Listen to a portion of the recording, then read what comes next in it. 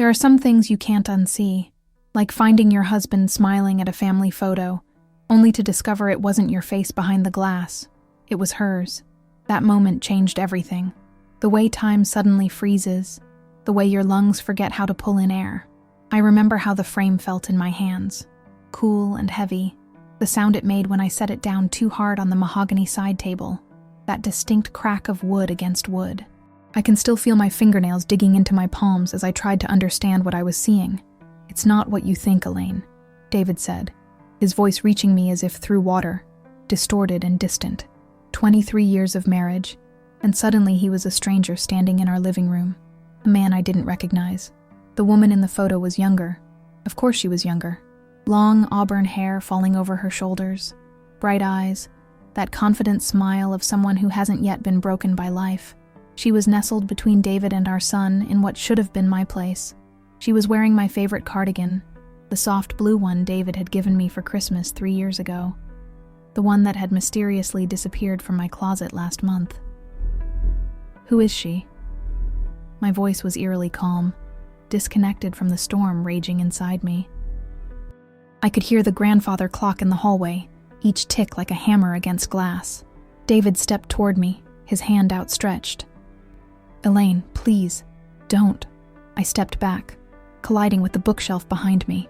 A framed photo of us on our 20th anniversary teetered and fell, the glass shattering across the hardwood floor. How fitting. Just tell me who she is. The rain outside intensified, drumming against the windows of our Connecticut home, the home we'd saved for years to buy, the home where we'd raised our son, Tyler, the home I'd decorated with carefully selected pieces over 2 decades. Each item had a story, like the blue ceramic vase on the mantel, a gift from David's mother before she passed, or the vintage record player in the corner that still played our wedding song on anniversaries. "Her name is Rebecca," he finally said, his eyes unable to meet mine. "She works at my office." "Rebecca," I repeated, the name tasting like poison on my tongue.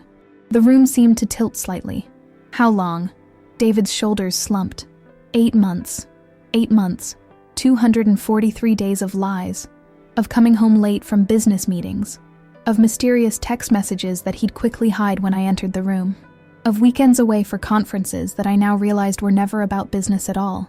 I thought about all the dinners I'd kept warm for him, waiting hours past the time he promised to be home, the birthday I'd spent alone because he couldn't get away from work, the nights I'd fallen asleep reaching for someone who wasn't there.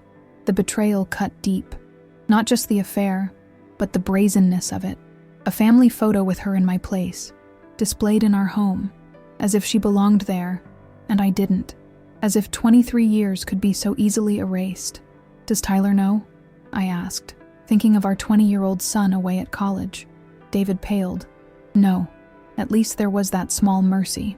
But how much longer until he would have found out? Until everyone would have found out?" I moved toward the dining room, needing space, needing air. My eyes caught the calendar hanging on the wall, the red circle around next Saturday's date, our anniversary, 24 years.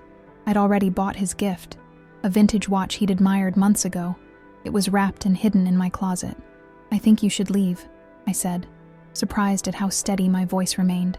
"Elaine, please, let me explain." "What could you possibly explain?" I turned to face him, feeling something break loose inside me.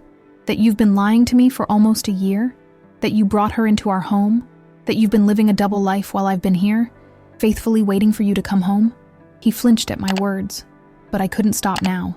The dam had broken. "Did you take her to Romano's? The restaurant where you proposed to me? Did you tell her all our stories as if they were just amusing anecdotes? Did you give her my place in our family photos?" Each question landed like a physical blow, and I watched him shrink before me. "I never meant to hurt you," he said, the most meaningless words ever spoken. "Well, that's comforting," I replied, my voice dripping with sarcasm. "I'll remember that tonight when I'm sleeping alone in our bed. Again." I walked to the front door and opened it, the cold November air rushing in. Rain splattered against the porch, creating small puddles on the welcome mat, the one I'd hand-selected with the word home emblazoned in cheerful letters. "You need to go," I said. "I can't look at you right now." He hesitated, then slowly moved toward the door, grabbing his jacket from the coat rack. "Where will you go?" I asked, not because I cared, but because I needed to know. His silence was my answer. To her, I said flatly. Of course. As he stepped out into the rain, he turned back. I'll call you tomorrow. We need to talk about this. I closed the door without responding, sliding the deadbolt into place with a decisive click. Then I leaned against it, my legs finally giving way as I slid to the floor. In the silence of our home, I could still see the photograph in my mind, the woman who had replaced me, the smile on my husband's face as he looked at her. The family I thought was mine, but apparently never was. My name is Elaine Peterson, and until yesterday I thought I knew exactly who I was. A wife of 23 years, mother to Tyler, our brilliant son studying engineering at MIT, English teacher at Westfield High for the past 15 years, daughter of hardworking parents from Bridgeport who sacrificed everything to give me a better life, friend to a small circle of women who've stood beside me through life's ups and downs. I was the woman who organized the neighborhood food drive every Thanksgiving, who baked cookies for new families moving onto Maple Street, who stayed up all night helping students polish college application essays, even when they weren't in my class. The woman who never missed her husband's company dinners, who remembered everyone's birthdays, who kept our house in perfect order despite working full-time. I was 52 years old with silver threads weaving through my dark hair I'd been coloring religiously every 6 weeks until last year, when David said he liked the distinguished look of my natural color. I'd stopped coloring it for him. Now I wondered if he'd suggested it because it made me look older, more matronly, compared to Rebecca. The morning after discovering the photograph, I moved through our house like a ghost. Sleep had evaded me, leaving my eyes puffy and raw. I made coffee out of habit, pouring it into my favorite ceramic mug, a Mother's Day gift from Tyler with "World's Best Mom" painted in childish lettering. The irony wasn't lost on me. Our home in Westford, Connecticut, was a colonial-style house with 4 bedrooms, one more than we needed, but David had insisted we might want space for guests or maybe an office. Now I wondered if he'd planned to bring her here all along, if the guest room had ever hosted her. I sat at the kitchen island, running my fingers over the granite countertop we'd spent months selecting. Everything in this house represented choices we'd made together, or so I thought. The hardwood floors we'd saved for, the bay window in the living room where I'd spent countless Sunday mornings reading with a cup of tea, the garden I'd cultivated over years, now visible through the kitchen window, the last autumn roses stubbornly blooming despite the November chill. My phone chimed. A text from David. "Can we talk, please?" I set the phone down without responding. What was there to say? The silence of the house pressed against me. Normally I'd be preparing for my day, grading papers, planning lessons, thinking about what to make for dinner. Today, I'd called in sick, something I rarely did. Principal Winters hadn't questioned me. In 15 years, I'd accumulated months of unused sick days. I wandered into our bedroom, stopping at the closet door. Slowly, I pulled it open. David's side was half empty. He'd taken clothes when he left. I reached for his remaining shirts, burying my face in the fabric. They smelled like him, that familiar blend of cologne and laundry detergent, the scent I'd fallen asleep to for over 2 decades. On my vanity sat photographs spanning our life together. Our wedding day, me in a simple white dress, David looking impossibly young in his rented tuxedo, Tyler's birth, both of us exhausted but beaming with pride, family vacations to the Maine coast, to the Grand Canyon, to Disney World when Tyler was 7, Tyler's high school graduation just 2 years ago, all of us unaware of what was to come.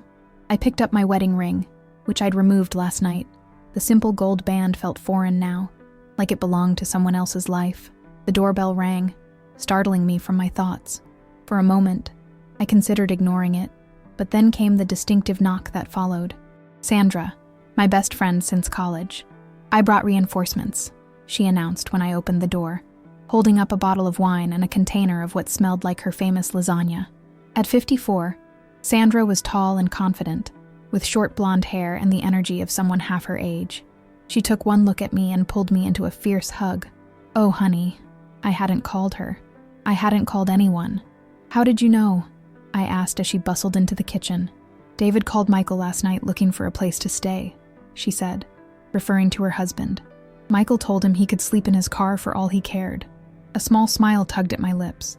Michael had always been protective of me, like the brother I never had. "So," Sandra continued, uncorking the wine despite it being barely 10 a.m. He told me everything, and I came straight over. I'd have been here last night if I'd known. She poured 2 generous glasses and pushed one toward me. Drink, then we'll talk. The wine was rich and warm, and I hadn't realized how parched I felt until the first sip. 23 years, I whispered. How could I not have known? Sandra's expression softened. Because you trusted him, as you should have been able to. I feel so stupid. No, Sandra said firmly. He's the stupid one, throwing away a lifetime with an amazing woman like you. Her loyalty warmed me, but the reality remained cold.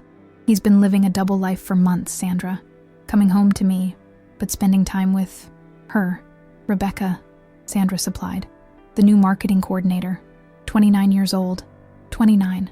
Barely older than our son. The knowledge settled like ice in my stomach.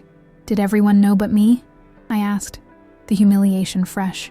No, Sandra assured me. Michael only found out because he overheard something at the company Christmas party last year.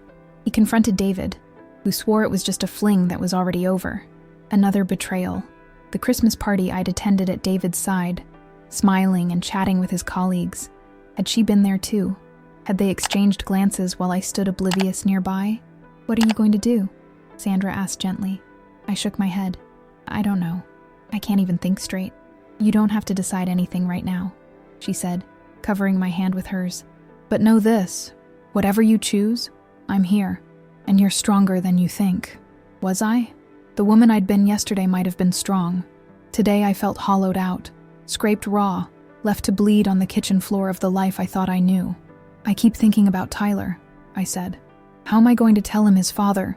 That's not on you, Sandra interrupted. That's on David. My phone rang. David again. I silenced it. You don't have to talk to him until you're ready, Sandra said. But would I ever be ready? Ready to hear excuses, explanations, perhaps even blame? Would I ever be ready to dismantle the life we'd built, to divide possessions, to become that woman, the divorced one, the abandoned one, the replaced one? What if he wants to bring her here? I suddenly asked, the thought sickening me. What if he expects me to leave our home? Then he's delusional, Sandra said simply. This is your home too. Your name is on the deed. He doesn't get to push you out of your life. My life. But what was that now? Who was I without being David's wife? I'd been Elaine Peterson for so long. I'd almost forgotten who Elaine Chambers had been before. One step at a time, Sandra said, as if reading my thoughts. Today, we drink wine before noon and eat lasagna. Tomorrow, we call a lawyer. A lawyer. The word made it real in a way nothing else had. This wasn't a bad dream I would wake from.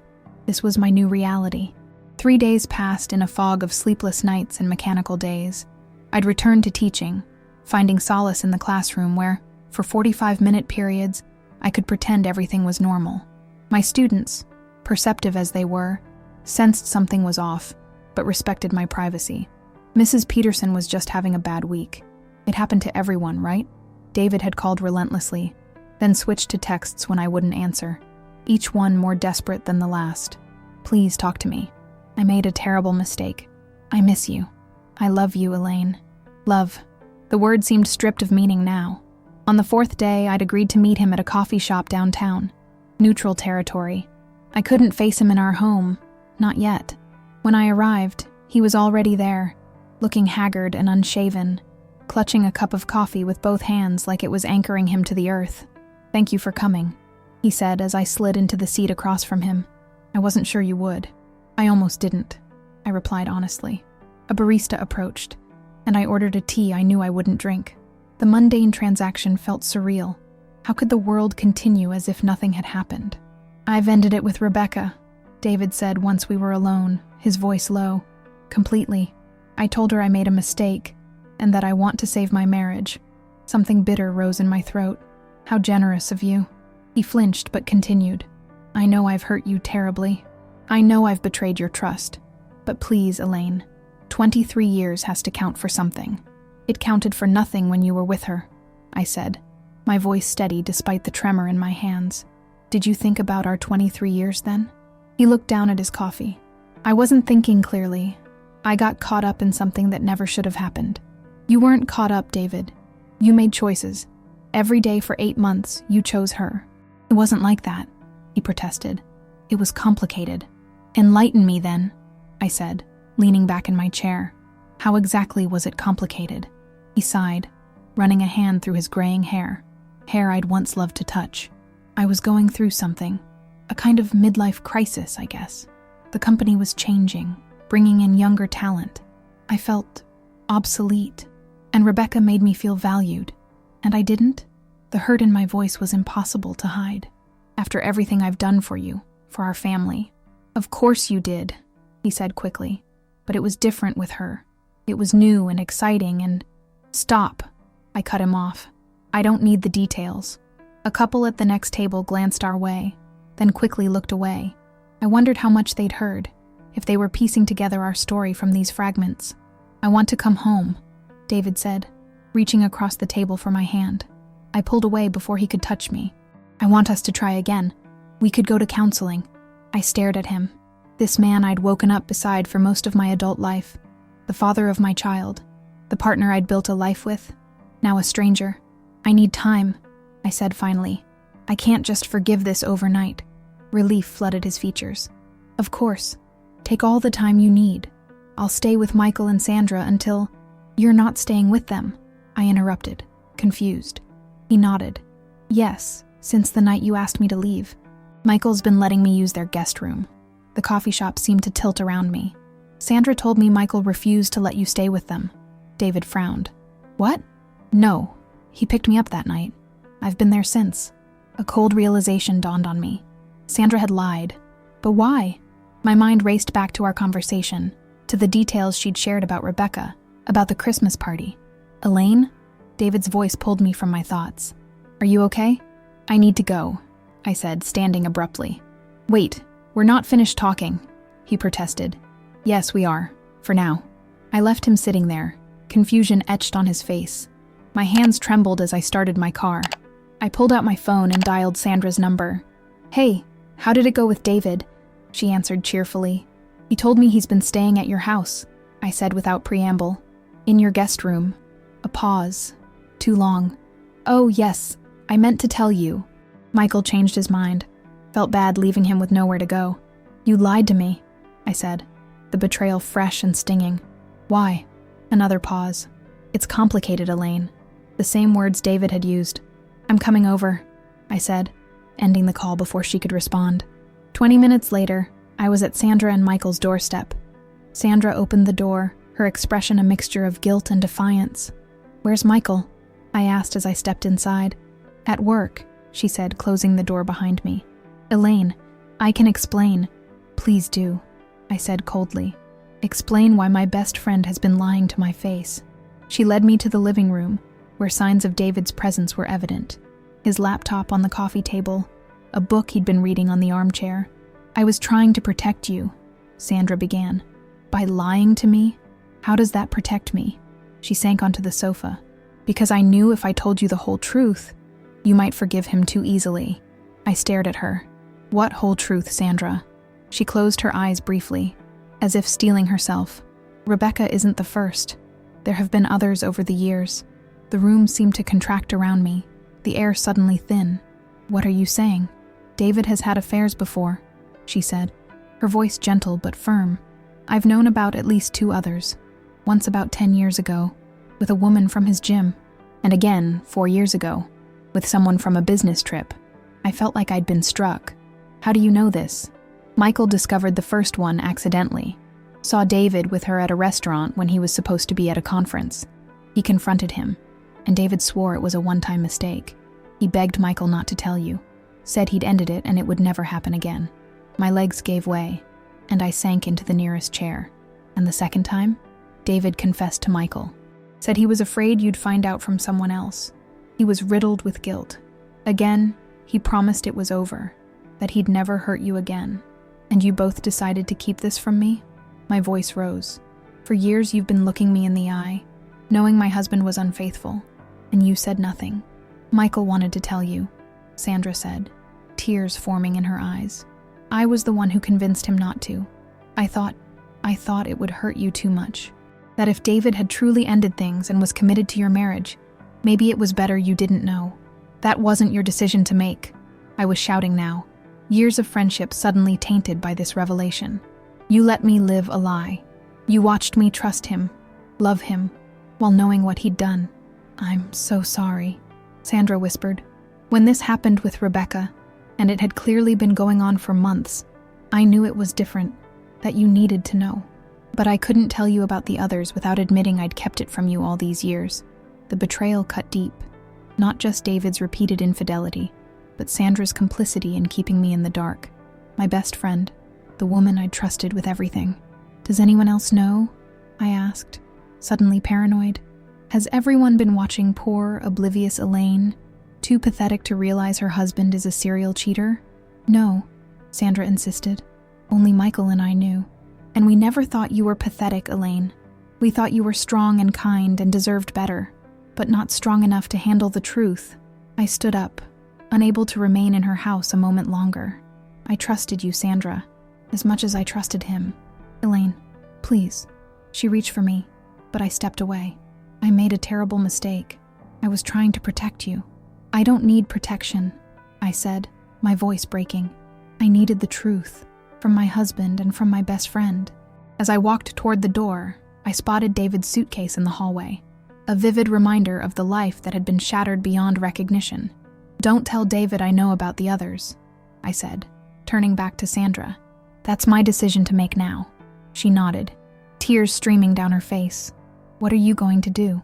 I thought about David waiting for my forgiveness, expecting to come home, to resume our life together as if this was just a rough patch to move past. I'm going to take back control of my life, I said, starting now.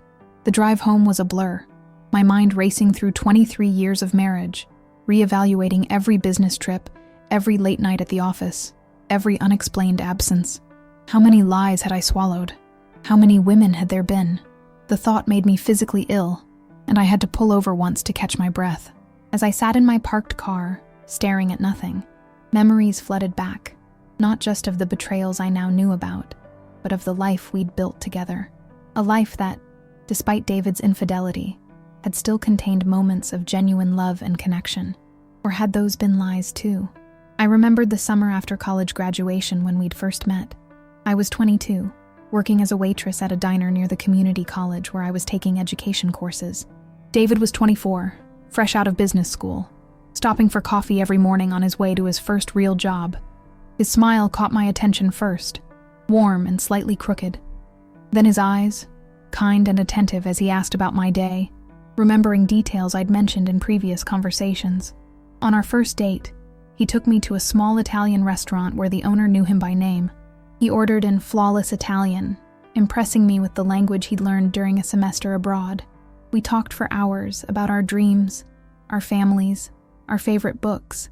I told him I wanted to be a teacher, to help shape young minds. He said he admired that there was nothing more important than education. 6 months later, he proposed. We couldn't afford a diamond, so he gave me a simple silver band, promising to replace it someday with something better. I told him I didn't need better. I just needed him. We married in my parents' backyard in Bridgeport, surrounded by a small circle of family and friends. My father, a factory worker who'd sacrificed everything to put me through college, had shaken David's hand firmly and said, "Take care of my girl." David had promised he would. Our first apartment was tiny, a one-bedroom walk-up with unreliable heating and noisy neighbors. We furnished it with hand-me-downs and thrift store finds.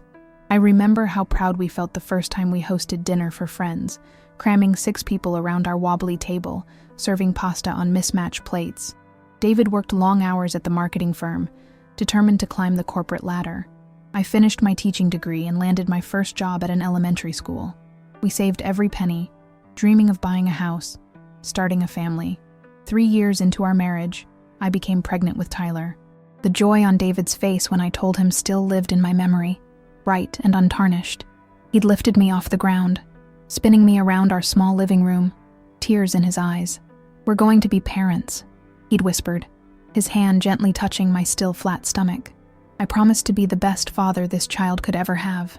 The night Tyler was born, after 20 hours of labor, David had held our son with trembling hands. "He's perfect," he'd said, voice breaking, just like his mother. For years we were happy, or at least I thought we were. We moved to a better apartment, then saved for our first small house in Westford. David received promotion after promotion.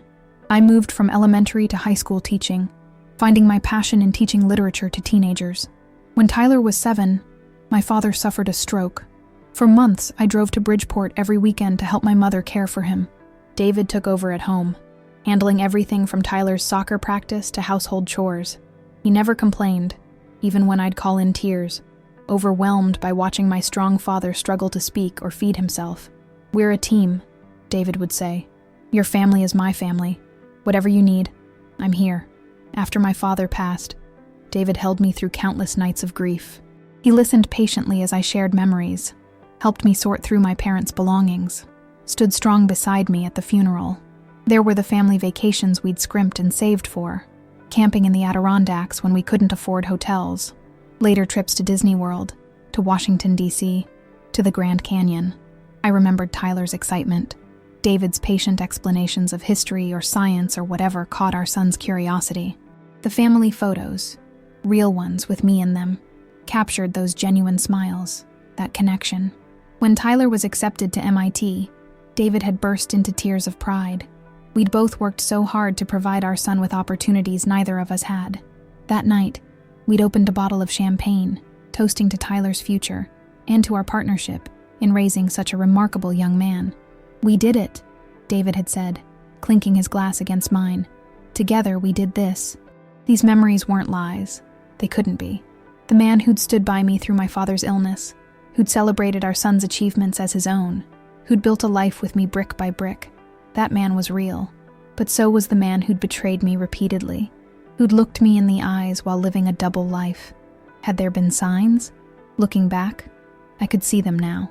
The gradual emotional distance, the decreased intimacy, the defensiveness when I'd ask about his late nights. But I'd attributed these changes to normal marital evolution, to the stresses of work, to the empty nest we were adjusting to after Tyler left for college. 10 years ago, around the time of his first affair, according to Sandra, David had gone through a health scare, chest pains that turned out to be stress-related, not the heart attack we'd feared. I remembered sitting in the hospital waiting room, terrified of losing him, praying for another chance. Had he been thinking of her even then? While I worried about becoming a widow, was he concerned about how his mistress would react to his hospitalization? 4 years ago, the time of his second affair, we'd been planning our 20th anniversary trip to Italy. I'd spent months organizing the perfect vacation, retracing the steps of his semester abroad, wanting to connect with that part of his life. We'd walked the streets of Rome hand in hand, shared wine in Tuscan vineyards, kissed on a gondola in Venice. Had those moments been genuine? Or was he comparing me to his other woman the entire time? I thought about the photograph that had started this all, David smiling at the family portrait with Rebecca in my place. The ultimate betrayal wasn't just the physical infidelity, it was the attempt to replace me, to erase my existence from the narrative of our family. As I finally pulled into our driveway, I sat for a moment looking at the house we'd created together, the flower beds I'd tended each spring, the porch swing where we'd spent summer evenings watching the neighborhood children play, the window of Tyler's room, now empty but preserved, waiting for his visits home from college. This house held our history, the good and the bad, the true and the false. It was built on a foundation that I now knew was cracked, but parts of it were still solid. The love for our son, the years of shared experiences, the life we'd constructed, imperfect but real. I stepped out of my car and walked slowly to the front door, each step heavy with the weight of decisions to come. Whatever happened next, I knew one thing with absolute certainty. I deserved the truth, all of it, and I deserved the chance to decide my own future based on that truth, not on carefully curated lies meant to protect me. As I unlocked the door, my phone chimed with a text from David. "Can we talk again tomorrow? Please, Elaine. I'm lost without you." Looking at his words, I felt a strange calm settle over me. For the first time in days, I knew exactly what I needed to do next. The next morning, I called in sick again. Principal Winter's concern was evident in his voice. "Elaine, this isn't like you. Is everything okay?" "Family emergency," I said simply. "I'll be back Monday." "Take the time you need," he replied. "Your students miss you, but your well-being comes first." I thanked him and hung up. appreciating his understanding but knowing I couldn't share the truth. The thought of my colleagues discussing my marital problems in the teacher's lounge made me physically ill. I'd agreed to meet David at our home that afternoon. I needed the home field advantage for what I planned to do. Before he arrived, I spent hours going through our house with new eyes. In David's home office, I searched drawers and filing cabinets, looking for evidence of his other affairs. I found nothing until I reached behind his bookshelf, where he kept an old fireproof lockbox. I'd never questioned what he kept in it. Tax documents, our passports, Tyler's birth certificate, I'd assumed. The key was hidden in his desk drawer, exactly where it had always been. My hands trembled as I unlocked it, not knowing what secrets I might uncover. Inside were the expected documents: our marriage certificate, property deeds, insurance policies. But beneath them was a manila envelope. I pulled it out, my heart pounding against my ribs. The envelope contained hotel receipts spanning years, credit card statements showing purchases I'd never seen, women's jewelry, dinners at restaurants we'd never visited together, weekend getaways during business trips. There were also several handwritten letters and cards from women whose names I didn't recognize. Not just Rebecca, not just the two others Sandra had mentioned. There appeared to be at least 5 different women over the years. One card particularly gutted me, dated during the week I'd been in Bridgeport for my father's funeral.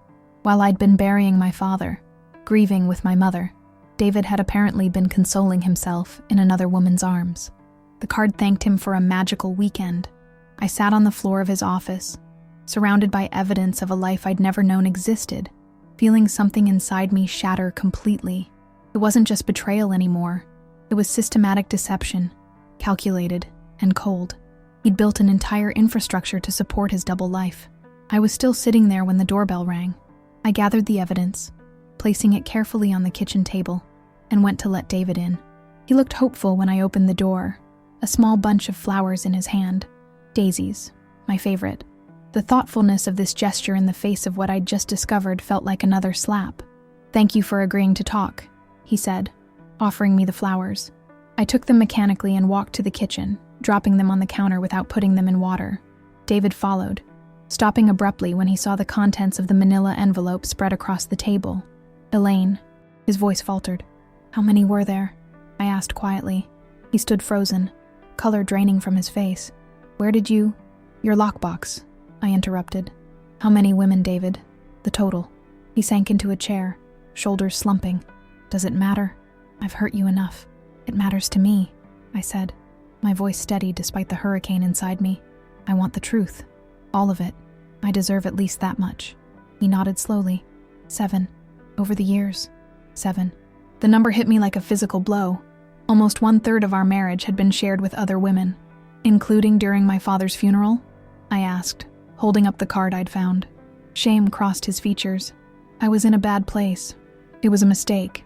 "A mistake," I repeated, the word hollow. "One mistake might be forgivable, David.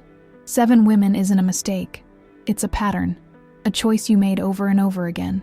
"I know," he whispered. "I don't expect you to forgive me, but I want you to know that despite everything, I do love you. I always have." A bitter laugh escaped me. "Love? Is this what love looks like to you? Systematic betrayal? Lying to my face for years? Bringing another woman into our family photos?"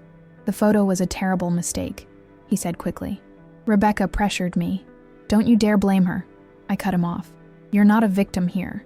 He fell silent, staring at his hands. "I spoke to Sandra," I continued.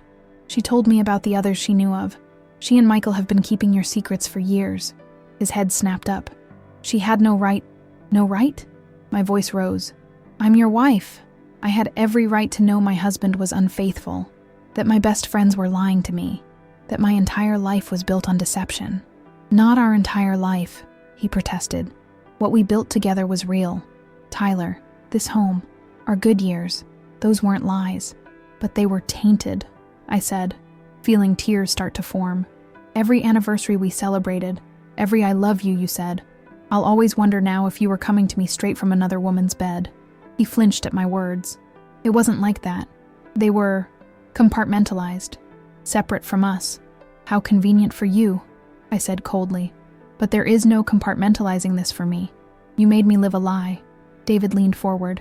"Tell me what you want me to do, Elaine." Whatever it is, I'll do it. Counseling, transparency, anything to rebuild your trust. I looked at him.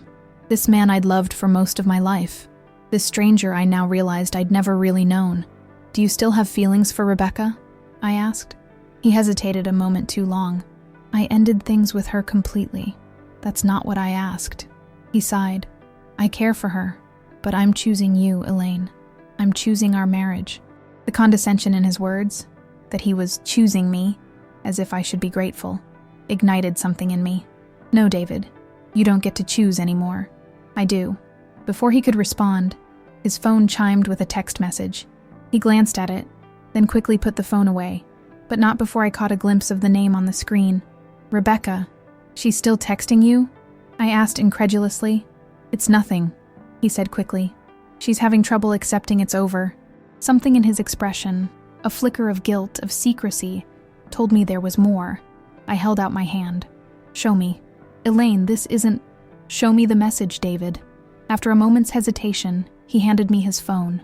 The message read, "The doctor confirmed today. I'm definitely pregnant. We need to talk about what happens next." The room tilted around me. Pregnant. Rebecca was pregnant with my husband's child. Elaine, I just found out myself, David said frantically. I was going to tell you, but I wanted to be sure first. I set the phone down carefully, as if it might explode. Get out. Please, let me explain. There's nothing to explain, I shouted, finally breaking.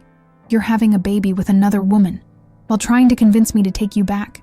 I don't know if it's even mine, he protested. We don't need to do anything, I interrupted. You and Rebecca need to figure out your situation. I need you to leave my house. This is my house too, he said, a hint of defiance entering his voice. Something inside me snapped completely. I walked to the cabinet where we kept liquor for guests, pulled out a bottle of expensive scotch he'd been saving, and smashed it against the kitchen floor. The pungent smell filled the air as amber liquid pooled around broken glass. What are you doing?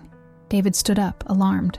Without answering, I moved to the living room and grabbed the framed photo of us from our anniversary trip to Italy. I looked him directly in the eyes as I dropped it, the glass shattering on the hardwood. Stop it, Elaine. He moved toward me, but I backed away. This is what you did to us, I said, my voice dangerously calm. You broke everything. You're not thinking clearly, he said, reaching for me. You're upset. Don't touch me, I hissed. Don't ever touch me again. Something in my tone must have frightened him, because he stepped back. I want you to pack whatever you need and leave, I said, steel in my voice. Today. Now. Where am I supposed to go? That's not my problem anymore, I replied. Go to Sandra and Michael. Go to a hotel. Go to Rebecca and your new baby. I don't care where you go, as long as it's not here. This isn't fair, he protested. You can't just throw me out of my own home. Fair? I laughed, the sound borderline hysterical. Was it fair when you slept with 7 different women behind my back? Was it fair when you lied to my face for years? Was it fair when you impregnated your 29-year-old girlfriend while trying to reconcile with your wife? He had no answer to that. I'll be calling a lawyer on Monday, I continued, finding strange strength in my rage. Until then, I suggest you find somewhere else to stay. Elaine, please. One more thing, I said, cutting him off. I'm telling Tyler everything. Today, not your sanitized version where you made one mistake with Rebecca. The whole ugly truth about the kind of man his father really is. Fear flashed across David's face. You can't do that. It will destroy my relationship with him. You destroyed it, I corrected. I'm just making sure he knows what happened. David's face crumpled. Tyler was his weak spot, his pride and joy. The thought of losing his son's respect was the one thing that could truly break him. Give me time to talk to him myself, he pleaded. Let me explain it my way. Like you explained your one-time mistake to me? I shook my head. You've had enough chances to tell the truth, David. You chose lies every time. As the reality of his situation sank in, David seemed to physically diminish before my eyes. The confident, successful man I'd married was replaced by someone small and desperate. I'll get some things, he said quietly, heading toward our bedroom. I watched him go, feeling nothing but a cold, clear certainty that I was doing the right thing. For 23 years, I'd been the understanding wife, the supportive partner. I'd centered my life around his needs, his career, his happiness. Now, finally, I was choosing myself. After David left, the house fell into a silence so profound, it seemed to have physical weight. I moved through the rooms aimlessly, touching familiar objects that suddenly felt foreign. The wedding photo I'd smashed remained on the floor, glass shards reflecting the afternoon light. I should clean it up, I thought distantly, but I couldn't bring myself to care about broken glass when my entire life lay shattered around me. At some point, I found myself in Tyler's room. It remained exactly as he'd left it for college. Posters of bands and scientists on the walls, bookshelves lined with engineering textbooks and science fiction novels, the desk where he'd studied for countless hours. I sat on his neatly made bed, running my hand over the Star Wars comforter he'd insisted on keeping since middle school. How was I going to tell my son that his father, his hero, his role model, had been living a lie? That the family he thought he had was an illusion carefully maintained by my ignorance and David's deception? I picked up my phone, then set it down again. This wasn't a conversation for text or even a call. Tyler deserved to hear it in person. Instead, I called the airline and booked a flight to Boston for the next morning. Then I texted Tyler, "Need to see you tomorrow. Important. Will explain when I arrive. Love you." His response came quickly. "Everything okay? Is Dad all right?"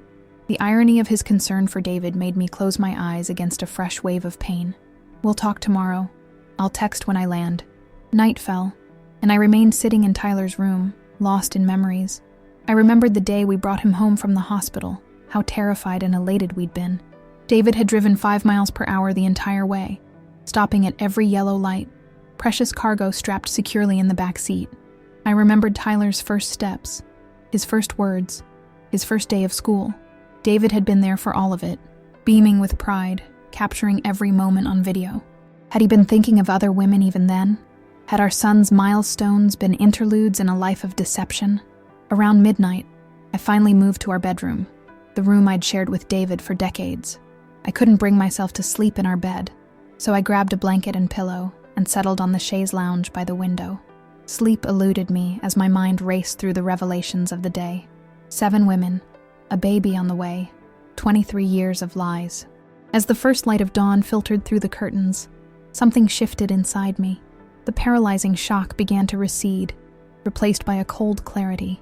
I'd spent the night mourning the marriage I thought I had, the husband I thought I knew. But as the new day broke, I realized I'd been given something valuable: truth. For years, I'd been living in a carefully constructed fantasy. Now I could see reality clearly for the first time. It was painful, yes, but it was real. And reality, however harsh, was something I could face, something I could build upon. I showered and dressed mechanically, packing an overnight bag for Boston. As I moved through our bedroom, I noticed David's possessions, the cologne he'd left on the dresser, his reading glasses on the nightstand, the worn leather slippers beside the bed, the everyday artifacts of a shared life. Impulsively, I gathered these items and dropped them into a box. Then I continued through the house, collecting anything that was distinctly his. The fishing trophies he displayed proudly in his office, the vintage record collection he'd curated over decades, the leather-bound journals where he wrote thoughts he never shared with me. The box became 2, then 3. It wasn't about erasing him. It was about reclaiming the space as my own. Each item removed felt like cutting a cord that had bound me to a life that no longer existed.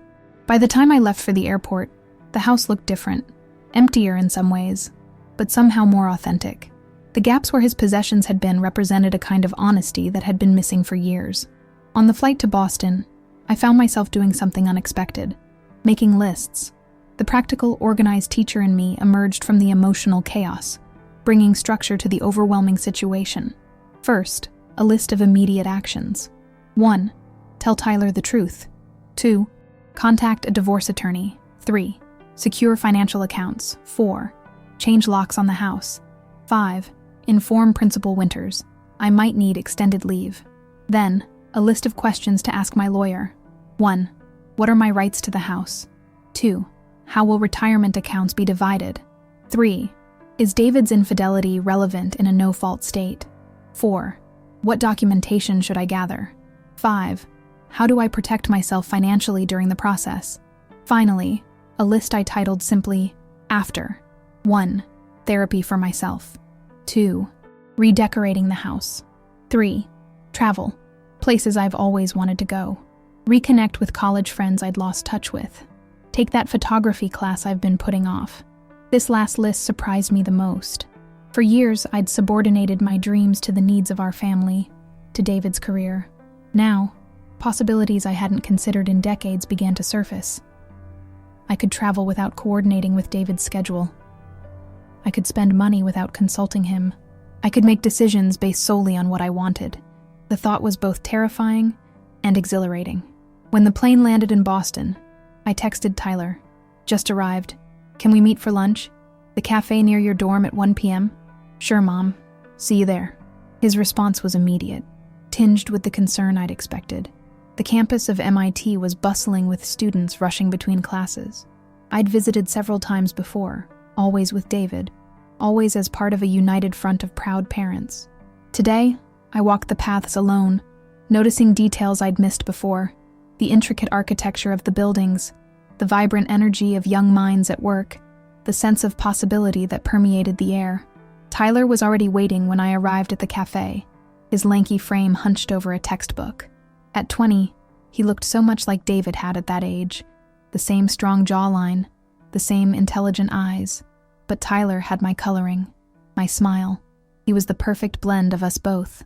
When he spotted me, his face lit up, then immediately clouded with concern. Mom, what's going on? You look exhausted. I embraced him tightly, inhaling the familiar scent of his shampoo, feeling the solid reality of him in my arms. Whatever happened with David, this was real. My son. Our son. Let's sit, I said, releasing him reluctantly. I have something difficult to tell you. We found a quiet corner table, away from the chattering students. Tyler watched me intently, as I struggled to find the right words. Is someone sick? He asked, fear edging his voice. Is it Dad? Grandma? No, nothing like that, I assured him quickly. Everyone's healthy. I took a deep breath. Tyler, your father and I are separating. I've asked him to move out and I'll be filing for divorce. Shock registered on his face. What? Why? What happened? I'd rehearsed this moment during the flight, deciding to be honest without burdening him with every painful detail. Your father has been unfaithful, not just once, but repeatedly, over many years. Tyler's expression shifted from shock to disbelief to anger in rapid succession. That's impossible. Dad wouldn't.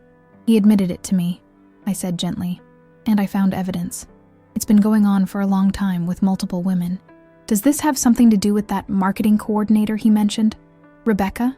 The fact that Tyler knew her name sent a fresh wave of pain through me. Yes, she's the most recent, but there have been others before her. Tyler's hands clenched into fists on the table. I can't believe this. He always talked about how lucky he was to have you, about how you were his rock. I thought so too, I said softly. So that's it. 23 years and you're just giving up? Anger flashed in his eyes. Not at me, I realized, but at the situation, at the loss of the family unit he'd always known. I'm not giving up, Tyler. I'm acknowledging reality. Your father has chosen repeatedly to break his vows, and now, I hesitated, unsure whether to share the final blow. Now what? Tyler pressed. Rebecca is pregnant, I said, the words still bitter on my tongue. Tyler's face drained of color. Oh my God. We sat in silence for a long moment, the bustling cafe continuing around us, oblivious to our private devastation. I'm so sorry, Mom, Tyler finally said, reaching for my hand across the table. I had no idea. Neither did I replied with a sad smile. That's why I needed to tell you in person. Your father may try to downplay what happened, to make it sound like a single mistake. I needed you to know the truth. Have you talked to him since you found out? Yes. He wanted to try again, to go to counseling. But that was before I discovered the extent of his deception, and before I learned about the pregnancy. Tyler shook his head, disbelief still evident in his expression. What are you going to do now? It was the question I'd been asking myself since yesterday. What was I going to do? Who was I going to be? For so long, I'd been David's wife, Tyler's mother. Now one of those identities was crumbling, forcing me to reconsider everything. I'm going to start over, I said, surprising myself with the conviction in my voice. I'm going to build a new life, one based on truth, not illusions. Tyler squeezed my hand. Whatever you need, Mom. I'm here for you. His support brought tears to my eyes. Thank you. That means everything to me. Have you told anyone else? Grandma? Your friends? I shook my head. Not yet. Sandra and Michael knew about some of your father's affairs. They kept it from me for years. Tyler's eyebrows shot up. Seriously? Aunt Sandra knew? Yes. Another betrayal to process. The hurt was still fresh, but somehow less overwhelming than it had been yesterday. I'll tell your grandmother next week, and I suppose I'll need to find new friends. You have me, Tyler said firmly. Always. As I looked at my son, this remarkable young man we'd raised together, I felt something unexpected bloom inside me. Not just grief for what I'd lost, but a tentative hope for what might come next. A life of my own design, built on my own terms. For the first time since discovering the photograph of Rebecca, I felt the faintest stirring of possibility. The path ahead would be difficult, painful, uncertain, but it would be mine. Yes, I said, squeezing Tyler's hand. I have you, and for now, that's enough. The week after my visit to Boston passed in a blur of practical actions. I met with a divorce attorney, a sharp-eyed woman named Judith Levine, who came highly recommended by a colleague. She listened to my story without judgment, making notes in a leather-bound notebook, occasionally asking clarifying questions about assets, timelines, documentation. Connecticut is a no-fault state, she explained, but his infidelity and the new child may impact alimony and property division, particularly given the length of your marriage and his clear pattern of deception. I nodded, trying to focus on her words rather than the surreal feeling that we were discussing someone else's life. Have you secured your financial accounts? She asked. I had. The day after returning from Boston, I'd withdrawn half of our joint savings and opened accounts in my name only. I'd also collected copies of tax returns, investment statements, property deeds, and insurance policies, all stored safely with Judith now. Good, she said approvingly. Many clients wait too long, and the assets mysteriously diminish. David's not home, I told her. He's staying with... I hesitated, still unable to say Rebecca's name without a stab of pain. He's staying elsewhere. Have you changed the locks? I nodded again. Another item checked off my list. Excellent. Now, about the house. Both your names are on the deed, correct? Yes. But I've been living there alone since I asked him to leave. Judith made another note. We'll include it in the settlement negotiations. Given the circumstances, we have a strong case for you to retain the residence, with appropriate compensation to him for his share. The clinical discussion of dividing the life we'd built together made my stomach tighten, but I forced myself to stay engaged. This was my new reality. I needed to face it head on. After the meeting with Judith, I went to the bank again, this time to access our safe deposit box. David and I had maintained one for years, storing important documents, a small amount of emergency cash, and a few pieces of jewelry passed down from our families. As I opened the box in the private viewing room, I discovered something unexpected. A sealed envelope with my name written on it in my mother-in-law's distinctive handwriting. Martha Peterson had passed away 5 years earlier after a lengthy battle with cancer. She and I had been close, often joking that she preferred me to her own son. The envelope must have been placed there after her death, but I had no memory of seeing it before. With trembling hands, I opened it. Inside was a letter, and what appeared to be legal documents.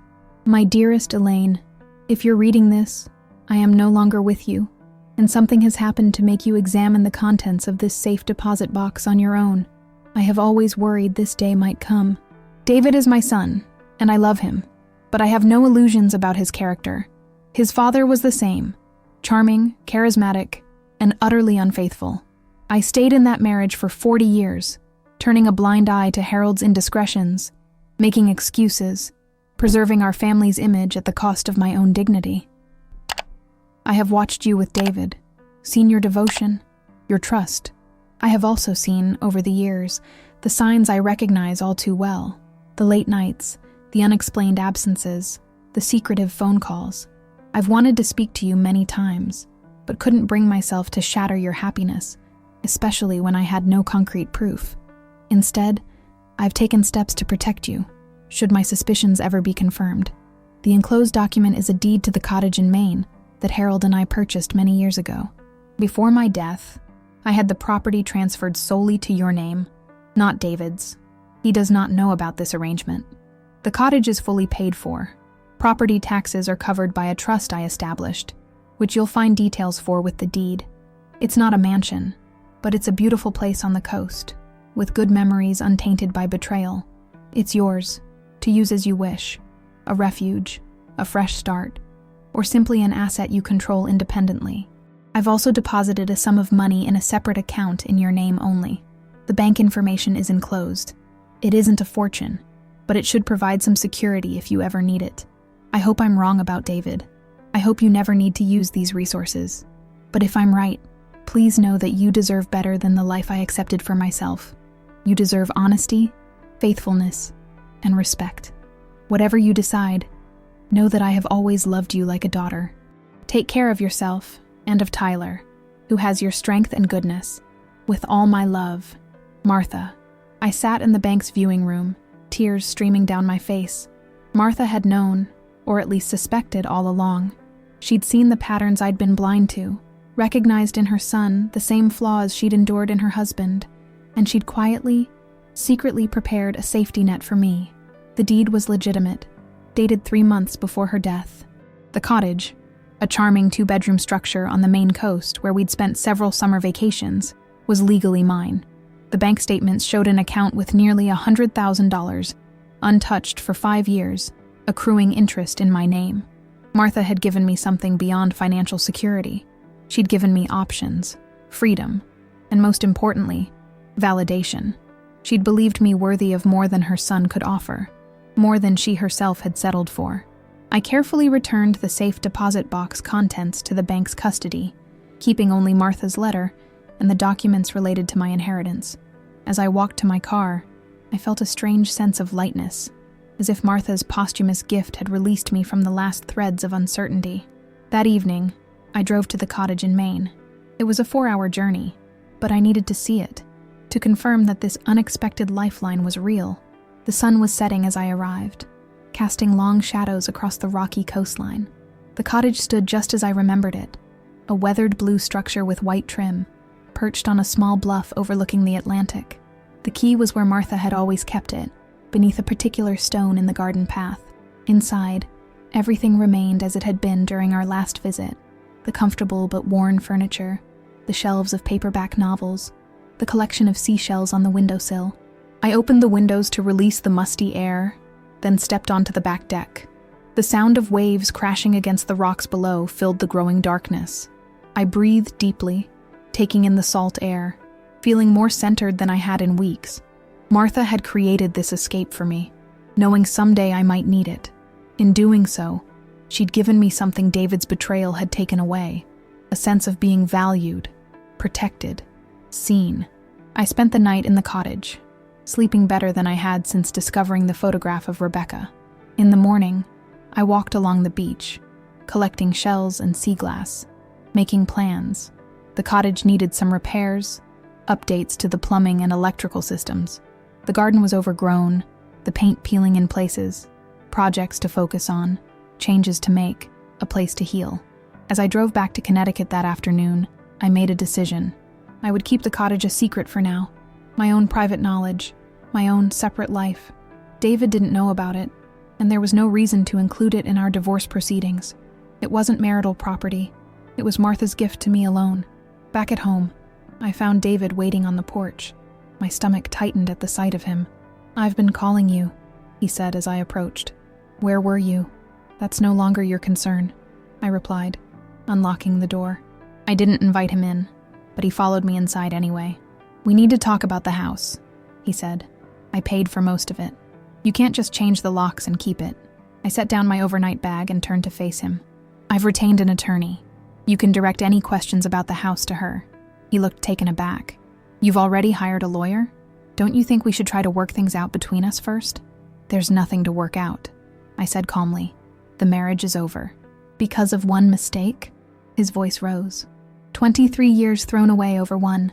7, I corrected him. 7 women, David, plus a baby on the way. That's not a mistake. That's a lifestyle choice. He had the grace to look ashamed. "I've spoken to Rebecca," he said, changing tactics. "She's considering her options." The implication was clear, but it didn't affect me as he might have hoped. "Whatever she decides about the pregnancy is between you and her," I said. "It doesn't change anything about us.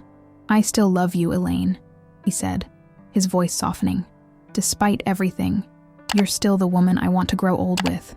A week ago, those words might have weakened my resolve. Today they struck me as hollow, manipulative. "You should have thought of that before you spent 8 years betraying me," I said, opening the door in a clear invitation for him to leave. "My attorney will contact yours. Until then, I have nothing more to say to you." He stood his ground.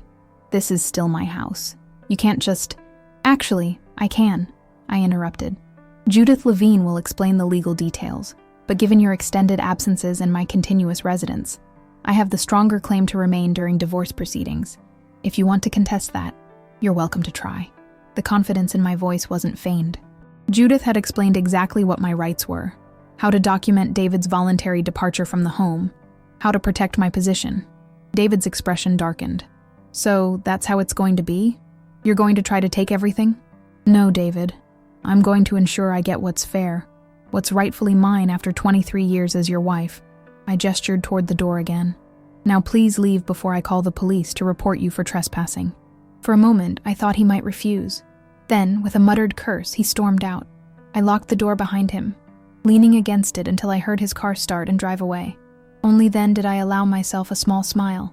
For the first time in our relationship, I held the power. I had knowledge he didn't possess. About the cottage, about the bank account, about my rights in the divorce. I had Judith Levine's expertise guiding me. I had Martha's support reaching from beyond the grave.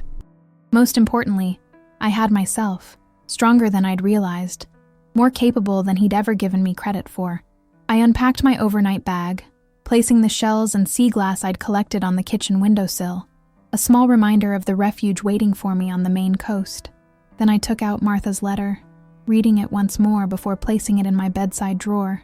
"Thank you," I whispered, as if she could hear me, "for everything." The next 2 weeks unfolded with a methodical precision that surprised even me. I'd always been organized. You can't teach high school literature without developing systems for keeping track of endless papers, readings, and deadlines. But this was different. This was a strategic dismantling of the life I'd shared with David, and the careful construction of something new. Judith Levine proved worth every penny of her substantial retainer. She filed the divorce petition, citing irreconcilable differences as the legal cause, but clearly documenting David's infidelity in the supporting materials. She secured a temporary order, maintaining my exclusive right to live in our home during the proceedings. She connected me with a forensic accountant who began combing through years of financial records, identifying assets David might try to hide. "We need to move quickly," Judith advised during our second meeting. "Now that he's been served with papers, he'll start maneuvering to protect his interests. Men like your husband often believe they're smarter than everyone else, a delusion that works to our advantage." I nodded, appreciating her bluntness. "What should I expect next?" "He'll hire an aggressive attorney, someone who shares his belief that he's the injured party here, despite his actions. They'll threaten, they'll posture, they'll make unreasonable demands. Our job is to stay calm, document everything, and let them underestimate us." The word "us" struck me. For so long, I'd been alone in my marriage without realizing it. Now, facing its end, I had allies. Judith, her team, Tyler, and in a strange way, Martha. Meanwhile, I prepared the house for the battle ahead. I photographed every room, documenting the possessions we'd accumulated over 23 years. I created spreadsheets listing furniture, artwork, kitchenware, electronics, assigning each item an approximate value, and noting whether it had been a gift to one of us specifically or purchased jointly. I gathered financial records dating back decades, tax returns, investment statements, insurance policies, property tax assessments. I created files for each account, each asset, each liability. Nothing would be overlooked. Nothing would be hidden. I also began the process of emotional disentanglement. I boxed up photos of David and me, storing them in the attic for Tyler's sake. I wouldn't erase his father from our family history, but I couldn't bear to see those smiling images every day, knowing the truth behind them.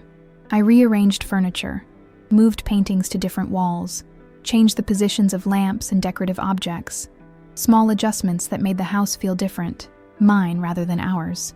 In the evenings, I researched.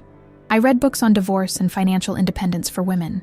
I joined online forums where others shared their experiences with unfaithful spouses and midlife divorces.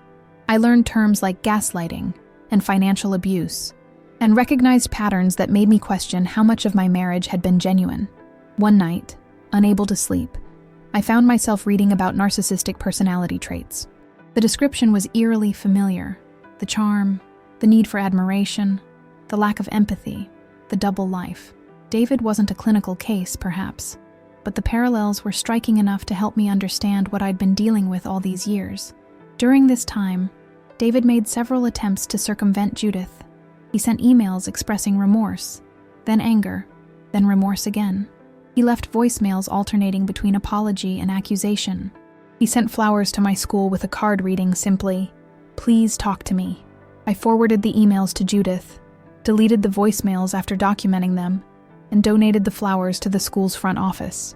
His attorney, a gruff man named Richard Thornton, known for his aggressive tactics in divorce cases, sent a settlement proposal that Judith described as laughably one-sided.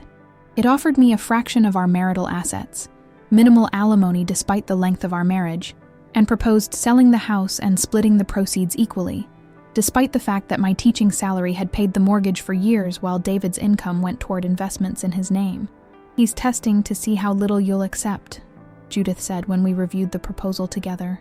"His mistake is assuming you're the same woman who didn't notice his affairs for years, someone who can be manipulated and undermined." She drafted a counter-proposal that was fair but unyielding. I would keep the house with appropriate compensation to David for his share. Retirement accounts would be divided equally. Investments would be liquidated and divided based on contribution records. Alimony would reflect both the length of the marriage and David's significantly higher earning potential. Each item was meticulously documented, each claim supported by evidence.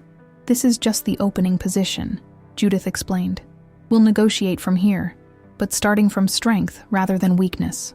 While these legal maneuvers played out, I continued teaching. The classroom became my sanctuary, the one place where I felt fully competent, fully myself. My students, sensing something was different but unaware of the details, responded with a thoughtfulness that touched me deeply. They worked harder on their assignments.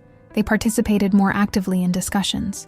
They stayed after class to ask if I needed help carrying books to my car or organizing handouts for the next day. "You look tired, Mrs. Peterson," one of my seniors, Emma, said after class one day. "But also, I don't know, stronger somehow?" I smiled, surprised by her perception. "Life has been challenging lately, but you're right. Challenges can make us stronger. My mom went through a bad divorce last year," she confided.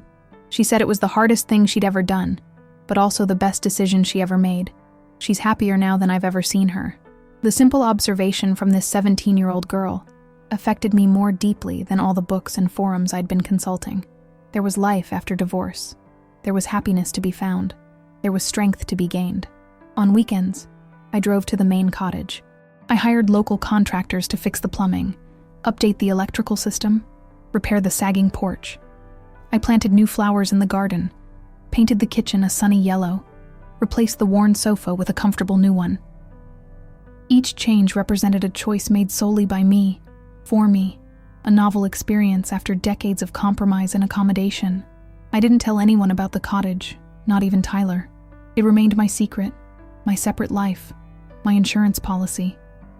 If everything else fell apart, I had this place, a home that had never been touched by David's presence, never witnessed his lies, never absorbed his betrayal. 6 weeks after discovering the photograph of Rebecca, I received an unexpected email from her. My finger hovered over the delete button, but curiosity won out.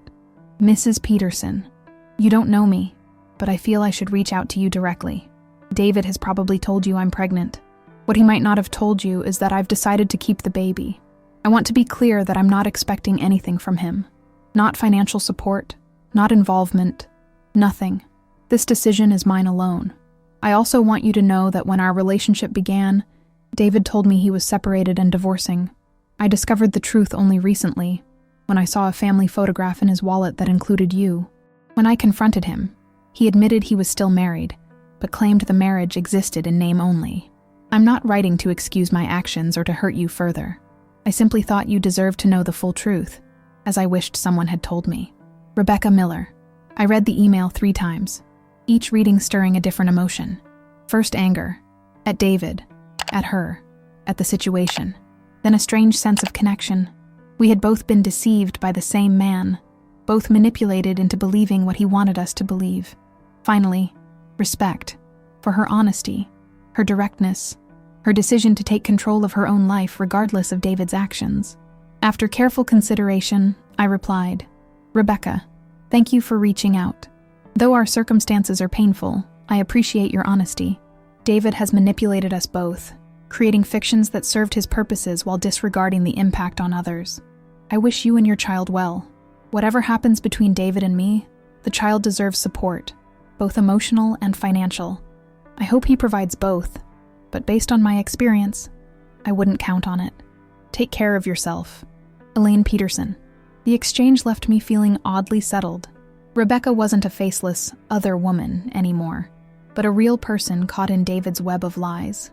She was younger, yes, more naive perhaps, but not the enemy I'd imagined. That evening I called Tyler, who had been checking in regularly since my visit to Boston. "How are you holding up, Mom?" he asked, genuine concern in his voice. "Better than I expected," I answered truthfully. "I'm starting to see a future beyond all this." "Dad called me again," he said after a pause. "He wants me to convince you to talk to him directly, without the lawyers." "And what did you tell him?" "That I'm not getting in the middle of this, that you're capable of making your own decisions." Pride swelled in my chest. "Thank you for respecting that." "He's not handling this well," Tyler continued. "He seems surprised, I guess, like he didn't expect you to be so decisive." I couldn't help the small smile that formed. He's always underestimated me. It's working to my advantage now. "I'm proud of you, Mom," Tyler said softly. "I know this isn't easy, but you're handling it with such strength." His words warmed me more than he could know. "I'm discovering I'm stronger than I realized," I told him. "Sometimes we don't know what we're capable of until we have no choice but to find out." After we hung up, I sat on the porch of our Connecticut home, my home now, watching the summer twilight settle over the neighborhood. Across the street, a young couple was moving into the Adams' old house. They carried boxes together, laughing when they bumped into each other, stealing kisses between trips to the moving truck. They reminded me of David and me, decades ago, full of hope and plans for the future. I didn't feel bitter watching them. Instead, I felt a kind of wistful hope, that perhaps their love would endure where mine had faltered, that perhaps they would grow together rather than apart, that perhaps they would never take each other for granted. As darkness fell, I went inside and opened my laptop. I had work to do, papers to grade, divorce documents to review, research on financial planning for my new future. But first, I opened a blank document and began to write, pouring out the story of the past 6 weeks, the unraveling of my marriage, the discovery of my own resilience. The words flowed easily, honestly, cathartic in their rawness. I wasn't writing for anyone but myself, a way to process, to understand, to claim my own narrative. But as the pages filled, I realized I was creating something more, a testament to survival, to reinvention, to the quiet power of a woman who finally recognizes her own worth. 3 months after discovering the photograph of Rebecca, I stood in the conference room of Judith Levine's law offices, preparing for the mediation session that would determine the terms of my divorce. The polished mahogany table reflected the overhead lights, making the room seem brighter, more sterile than it was. A court reporter sat quietly in the corner, ready to document every word. "Remember," Judith said, arranging her files precisely before her, "stay calm, no matter what they say. Answer only the questions asked, nothing more. If you need a break, signal me. We're in a strong position, but mediation can be emotionally draining." I nodded, smoothing my navy blue dress, purchased specifically for this occasion, a departure from my usual teacher wardrobe of comfortable slacks and cardigans. Pearl earrings, minimal makeup, hair pulled back in a simple chignon. Professional, dignified, unshakable. The image I needed to project today. "What if he brings up the cottage?" I asked, the one loose end still troubling me. "He won't," Judith assured me. "Our forensic accountant found no trace of it in your joint finances. Your mother-in-law kept it completely separate. Unless someone has told him specifically about it, he has no way of knowing." The door opened, and David entered with his attorney, Richard Thornton. David looked thinner than when I'd last seen him, his expensive suit hanging slightly loose on his frame. Seeing him still triggered a complex swirl of emotions: grief for what I'd thought we had, anger at his betrayal, and increasingly, pity for the man who'd thrown away a good life for transient pleasures. He nodded stiffly in my direction as he took his seat across the table. Richard Thornton, silver-haired and imperious, didn't acknowledge me at all, focusing instead on arranging his files with theatrical precision. The mediator, a retired judge named Patricia Monroe, entered last, bringing a calm authority to the room. She explained the process, the goals of the day, the rules of engagement. This wasn't a trial, she emphasized. It was an opportunity to reach an agreement without the expense and emotional toll of litigation. What followed were hours of detailed negotiation. Judith presented our case methodically: the facts of the marriage, my contributions both financial and non-financial, the circumstances of the separation. Thornton countered with arguments about David's superior earning power, his larger financial contributions to the household, his generosity in various settlement offers already rejected. Through it all, I remained composed, speaking only when directly addressed, answering questions truthfully but succinctly. I didn't look at David until the mediator asked about his infidelity and its impact on our marriage. "Mrs. Peterson, could you explain how you discovered your husband's extramarital activities?" I turned slightly to face Judge Monroe directly, avoiding David's gaze. "I found a family photograph in our home with another woman in my place, standing between my husband and our son. When confronted, my husband admitted to an 8-month affair with this woman. Subsequently, I discovered evidence of at least 6 other affairs over the course of our marriage." "Objection," Thornton interrupted, forgetting we weren't in court. "These alleged affairs are unsubstantiated and irrelevant to the division of assets." "This isn't a trial, counselor," Judge Monroe reminded him. "There are no objections in mediation. And while Connecticut is a no-fault state, the circumstances of the marriage dissolution are relevant to my understanding of the situation." She turned back to me. "Please continue, Mrs. Peterson." I detailed the discovery of David's lockbox, the letters and receipts documenting years of deception, the confirmation from mutual friends who'd known about his infidelities. Throughout my testimony, I kept my voice steady, factual, devoid of the emotional turmoil that had consumed me months earlier. When I mentioned Rebecca's pregnancy, David flinched visibly. This was clearly news to Thornton, whose head snapped toward his client with poorly concealed surprise. "You neglected to mention this development," he muttered to David, loud enough for everyone to hear. Judge Monroe made a note, then asked David directly, "Mr. Peterson, would you like to respond to these statements?" David cleared his throat, straightening his tie in a nervous gesture I recognized from 23 years of marriage. "I've made mistakes," he began, his voice conciliatory. "Serious mistakes that I deeply regret. But I've always provided for my family. I've been a good father to our son.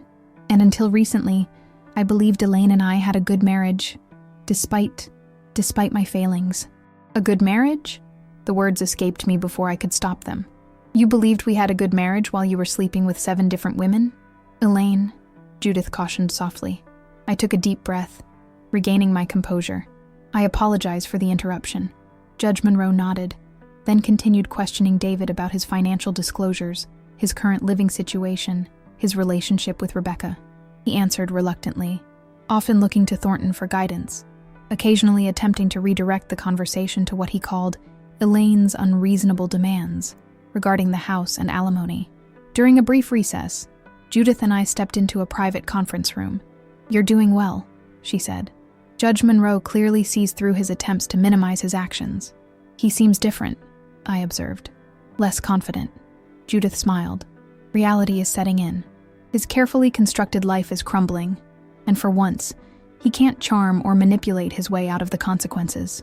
When we reconvened, the negotiations turned to specific assets: our house in Connecticut, David's retirement accounts, the investments he'd accumulated using his higher salary while my teaching income covered household expenses, the artwork, furniture, and collectibles we'd acquired over 2 decades together.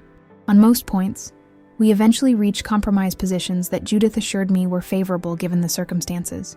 David would keep his retirement accounts, with a significant portion transferred to me. The investment portfolio would be liquidated and divided. Most household furnishings would remain with me, with specific items designated for David. The house remained the sticking point. David insisted it should be sold, with proceeds divided. I maintained my position that I should keep the house, with appropriate compensation to him for his share, a position supported by my continuous residence, my emotional attachment to the property, and the practicalities of my teaching career at a nearby school. As the discussion reached an impasse, Judge Monroe called for another short break. While the others left the room, I remained seated, gathering my thoughts.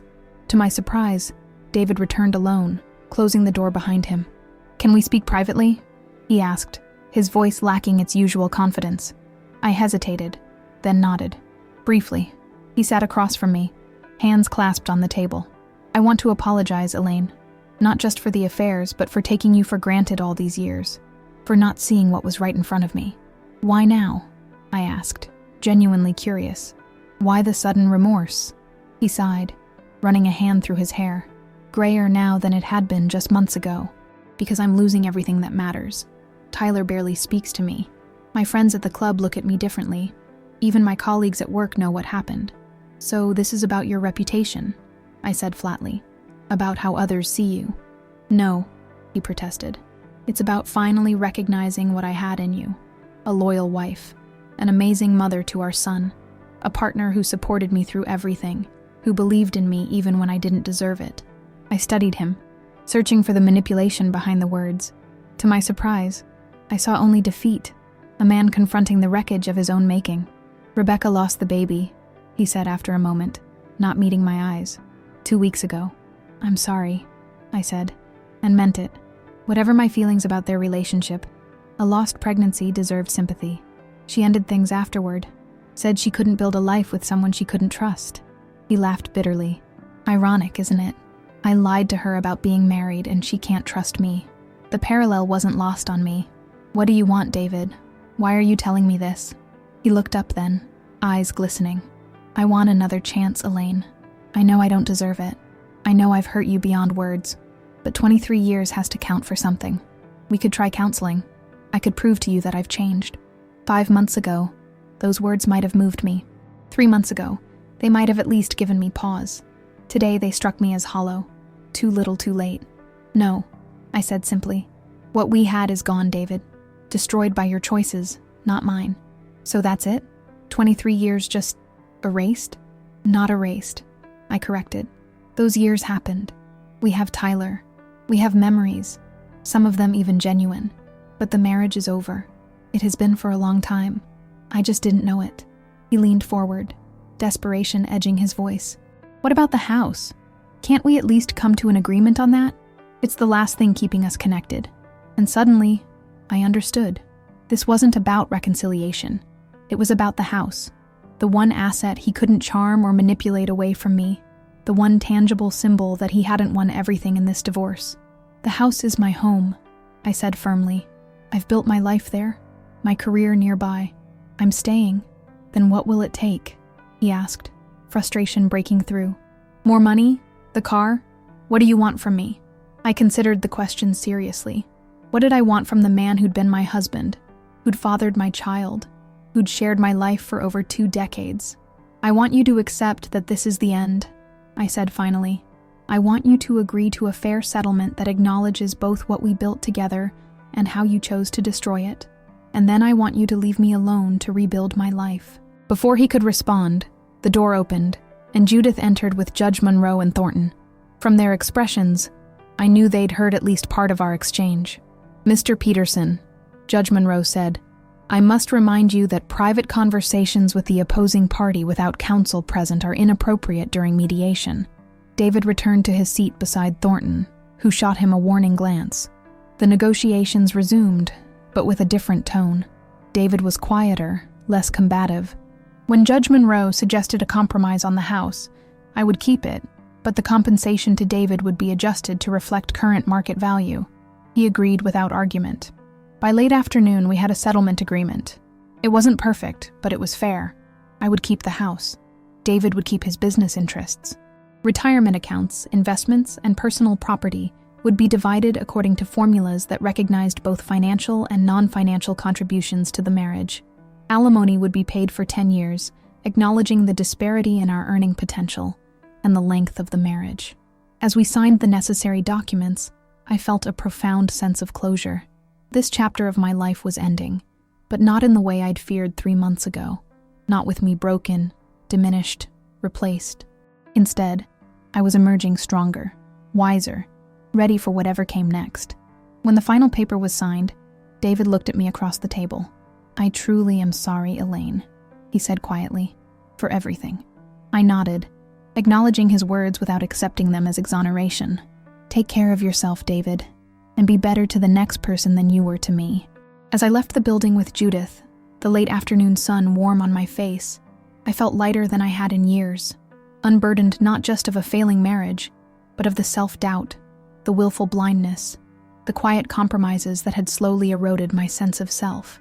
"Congratulations," Judith said as we reached my car. "You handled that beautifully." "Thank you," I replied, "for everything." She smiled. "Most of my clients are shell-shocked at this point. You look peaceful." I considered her observation. "I am. For the first time in a very long time, I know exactly who I am and what I want. That's worth celebrating." 1 year after discovering the photograph that changed everything, I stood on the deck of my Maine cottage, watching the sunrise over the Atlantic. October in New England brought a special kind of beauty. The ocean, a deep, steely blue, the surrounding trees ablaze with autumn colors, the air crisp with promise. I wrapped my hands around a mug of coffee, breathing in the salt air, listening to the rhythmic crash of waves against the rocks below. This place had become my sanctuary, my true home. I'd spent every school break and long weekend here, gradually transforming both the cottage and myself. The divorce had been finalized 6 months earlier, with surprisingly little drama after our mediation session. David had honored the terms of our settlement agreement, transferring assets without the fights or delays Judith had warned might come. We communicated only through attorneys or, occasionally, through Tyler. Brief, factual exchanges devoid of emotion. I'd kept the Connecticut house as planned, but found myself drawn more and more to the Maine cottage. 3 months ago, I'd made a decision that surprised everyone, including myself. I'd accepted a position teaching English at a private school in Portland, just an hour from the cottage. I'd put the Connecticut house on the market, sold most of the furniture, and packed only what truly mattered for my new life. The sale had closed last week. Another chapter ended, another tie to my old life severed. I'd donated half the proceeds to a scholarship fund for students pursuing education degrees, invested the rest for my eventual retirement. The money felt clean somehow, untainted by the deception that had shadowed my marriage. My phone buzzed with a text from Tyler. "Settled in yet? Can't wait to see the place at Thanksgiving." I smiled, typing back, "Getting there. Your room is ready whenever you are." Tyler had graduated from MIT in the spring and accepted a position with an engineering firm in Boston, close enough to visit regularly. He'd been my rock throughout the divorce, never taking sides but offering unwavering support as I rebuilt my life. His relationship with David remained complicated, not severed, but fundamentally altered by the revelations of his father's character. I set down my phone and gazed out at the horizon, where the rising sun painted the sky in shades of pink and gold. 53 years old, divorced, starting over in a new town, a new job, a new home. A year ago, the prospect would have terrified me. Today, it felt like freedom. The journey hadn't been easy. There had been dark days, especially in the early months, moments when grief overwhelmed me, when I questioned every memory, every year of my marriage, wondering what had been real and what had been illusion. There had been nights spent awake, replaying conversations, looking for signs I'd missed, clues I'd ignored. Therapy had helped. Weekly sessions with Dr. Eleanor Hayes, a wise, no-nonsense woman who specialized in helping women rebuild after betrayal. "You're mourning 2 losses," she'd explained during our first meeting. "The husband you thought you had, and the life you thought you were living. Both deserve to be grieved." Under her guidance, I'd worked through the stages of that grief. The denial, the anger, the bargaining, the depression, and finally, the acceptance. I'd learned to separate the genuine memories from the tainted ones, to acknowledge the good years without letting them excuse the betrayal, to recognize my own strength in surviving what might have destroyed me. I'd also discovered unexpected allies. 3 other teachers from Westfield High had reached out after learning of my divorce, sharing their own stories of starting over in midlife. We'd formed a tight-knit group, meeting monthly for dinner, texting daily with encouragement and practical advice. They'd helped me pack for the move to Maine, insisted on celebrating each milestone, reminded me that there was life, rich, meaningful life, after divorce. My relationship with Sandra remained complicated. After months of silence, she'd sent a long email apologizing for keeping David's secrets, explaining but not excusing her choices. I'd responded civilly but distantly. Some betrayals, I'd learned, couldn't be fully repaired, even with sincere remorse. We exchanged occasional messages now, but the intimacy of our decades-long friendship was gone, another casualty of David's deception. As for David himself, I'd heard through Tyler that he was dating someone new, a divorced woman closer to his age, with grown children of her own. I hoped, for her sake, that he'd learned something from the wreckage of our marriage, that he'd found a way to be honest, faithful, present in a way he hadn't been with me. But her happiness wasn't my concern anymore. My own happiness, however, had become a priority in a way it never had been before. I'd discovered pleasures I'd denied myself for years. Small indulgences like the photography class I'd finally taken, the solo trip to Italy I'd always dreamed of, the antique writing desk I'd splurged on for my cottage's small study. I'd also rediscovered old passions, writing poetry, painting watercolors, playing the piano I'd installed in the cottage's living room. Most surprisingly, I'd found a new kind of companionship. James Sullivan owned the bookstore in the small coastal town near my cottage. At 58, he'd lived a full life, a 20-year career as a literature professor, a brief, childless marriage in his 30s, 15 years running his beloved bookshop. We'd met during my first summer at the cottage, when I'd wandered in seeking reading material for lonely evenings. Our friendship had evolved slowly, naturally. Conversations about books became conversations about life. Occasional coffees became regular dinners. Shared interests became shared confidences. There was no rush, no pressure, no grand declarations, just 2 adults enjoying each other's company, approaching connection with the wisdom earned through experience. Last night, he joined me for dinner at the cottage, bringing wine and fresh bread from the local bakery to complement the seafood stew I'd prepared. We'd eaten on the deck, watching the sunset, talking for hours about everything and nothing. When he'd left, he'd kissed me goodbye, a gentle, undemanding kiss that nonetheless carried promise. I wasn't ready to call it love. That word held too much weight, too much history, but it was something good, something honest, something that added joy to my days rather than draining them. A gust of wind brought me back to the present, sending fallen leaves dancing across the deck. My coffee had cooled, the sun now fully risen above the horizon. I'd been standing there lost in thought for longer than I'd realized. Inside the cottage, everything reflected my new beginning. Martha's original furniture remained, but I'd added pieces that spoke to my aesthetic, rather than compromises made with David. The walls, once bare, now displayed my own watercolors alongside photographs from my travels. Bookshelves overflowed with volumes I'd always wanted to read but never found time for. The kitchen held cooking implements for dishes I'd always wanted to try. On the mantel sat the only photograph from my previous life that I'd kept prominently displayed: Tyler's college graduation, his proud smile captured between David and me. Despite everything, this moment had been genuine. This achievement had been real. This love for our son transcended the broken marriage that had produced him. Beside it stood a new photograph: Tyler and me on the deck of the cottage this summer, arms around each other, the ocean spread behind us. Our new reality, acknowledgement of what remained after what was lost. My laptop sat open on the kitchen table, displaying the document I'd been working on for months. A memoir of sorts, though I wasn't sure I'd ever share it with anyone. Writing had become therapeutic, a way to process the past year, to reclaim my narrative, to understand my own evolution from betrayed wife to independent woman. I sat down and read the last paragraph I'd written the night before. The greatest gift of betrayal, if we survive it, is clarity. When the foundations of our life are revealed as false, we must decide what is truly worth rebuilding. In that decision lies freedom, to discard what no longer serves us, to preserve what remains valuable, to construct something entirely new on ground of our own choosing. The architecture of my new life is simpler than what came before, but every beam, every stone, every window belongs unquestionably to me. I nodded, satisfied with the truth of those words. Then I continued writing, adding the next chapter of my story. Not the ending, but a new beginning, one entirely mine to shape. Outside, the October sun climbed higher, illuminating the path I'd cleared through the garden to the rocky shoreline. Later, I would walk that path, collect shells and sea glass, feel the wind on my face, remember the journey that had brought me here.